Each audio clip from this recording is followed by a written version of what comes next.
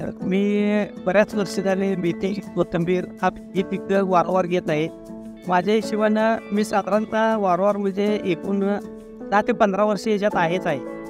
परंतु मला याच्या मागचा अनुभव आणि आत्ताचा अनुभव यात बराचसा फरक दिसून आलेला आहे. आत्ता सध्या प्लॉट माझा हा लेझर स्प्रेचा असून तर सध्या मी त्या पद्धतीने नवीन टेक्निक करून हे सगळं केल्यामुळे माझा डबल नफा झालेला आहे.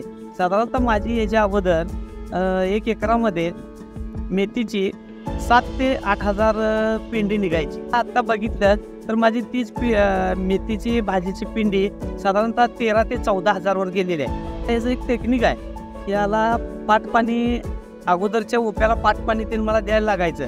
त्यामुळे सतत पाण्यात असायचं, लाईटची तक्रार असायची. ती मेथीची भाजी मरून जायची किंवा त्याला मर लागायची.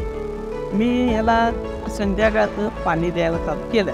त्याच्यामुळं माझी मर काय झाली नाही. तर आता अशी माझी भाजी आलेली आहे आणि साधारणतः मी हा प्लॉट 20 दिवसाचा आहे. 20 दिवसाचा. त्याच्या अगोदर मला किमान 30 दिवस लागायचे पाटानं पाजत होता.